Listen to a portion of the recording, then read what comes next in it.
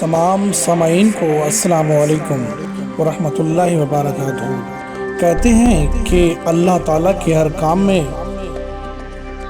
حکمت ہوتی ہے۔ آئیے آپ کو اس ضمن میں ایک واقعہ سناتے ہیں۔ اگر اچھا لگے تو اس کو ضرور شیئر کیجیے گا اور ہمارے چینل کو سبسکرائب کیجیے گا۔ اللہ تعالیٰ نے ایک دفعہ موت کے فرشتے اسرائیل علیہ السلام سے پوچھا، اے اسرائیل علیہ السلام، کیا کسی مرنے والے پر تجھے کبھی رحم بھی آیا؟ اسرائیل علیہ السلام نے عرض کیا، اے میرے مالک، مجھے تو ہر مرنے والے پر رحم آتا ہے، لیکن میں تیرے حکم کے مطابق اس کی جان نکالتا ہوں، اپنی مرضی سے کچھ نہیں کرتا۔ اللہ تعالیٰ نے فرمایا، یہ بتا کہ آج تک تجھے سب سے زیادہ رحم کس پر آیا؟ اسرائیل علیہ السلام نے عرض کیا، الہی، ایک دن ایک کشتی سمندر میں جا رہی تھی اور اس پر کچھ لوگ سوار تھے۔ یکا یک سمندر میں طوفان آ گیا اور میں نے تیرے حکم سے اس کشتی کو توڑ دیا۔ پھر تو نے مجھے حکم دیا کہ کشتی میں سوار ایک عورت اور اس کے ننھے بچے کے سوا باقی سب لوگوں کی روح قبض کر لے۔ میں نے اسی طرح کیا اور اس عورت اور اس کے بچے کو کشتی کے تختے پر زندہ چھوڑ دیا۔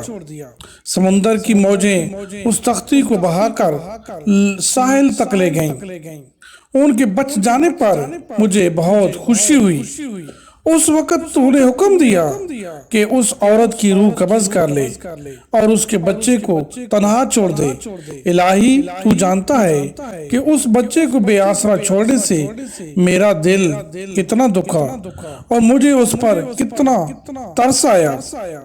اس دکھ اور غم کو میں آج تک نہیں بھلا سکا۔ اللہ تعالیٰ نے فرمایا، اے اسرائیل، سن، میں نے اس وقت سمندر کی ایک موج کو حکم دیا کہ اس بچے کو قریبی جنگل میں ڈال دے۔ یہ جنگل طرح طرح کے پھلوں سے لدے ہوئے درختوں اور خوشبودار پھولوں والے پودوں سے بھرا ہوا تھا اور اس میں صاف میٹھے پانی کے چشمے بہہ رہے تھے۔ ہر طرف سریلی آوازوں والے پرندے چہچہا رہے تھے اور بہار کا سماں تھا۔ میں نے اسی سرسبز جنگل میں اس کی بچے کی پرورش کی، اس کو چنبیلی کا بستر، چنبیلی کے پھولوں کا بستر دیا اور دنیا کی ہر نعمت میں اس کو عطا کی۔ پھر میں نے ہر قسم کے خطرے اور مصیبت سے اس کی حفاظت کی۔ سورج کو حکم دیا کہ اس کو تپش سے نہ ستا، ہوا کو حکم دیا کہ اس پر سے ایستا سے گزر، بادل کو حکم دیا کہ اس پر مت برس، بجلی کو حکم دیا کہ اس کو اپنی تیزی سے نہ دکھا، چھوٹے بچوں والی ایک شیرنی کو حکم دیا کہ اس بچے کو بھی اپنا دودھ پلا۔ اسی طرح چند سال میں وہ بچہ تنومند، طاقتور، موٹا تازہ نوجوان ہو گیا۔ جانتے ہو یہ بچہ کون تھا؟ یہ بچہ نمرود تھا، جس نے آگے چل کر خدائی کا دعویٰ کیا اور ابراہیم خلیل اللہ علیہ السلام کو آگ میں ڈالا۔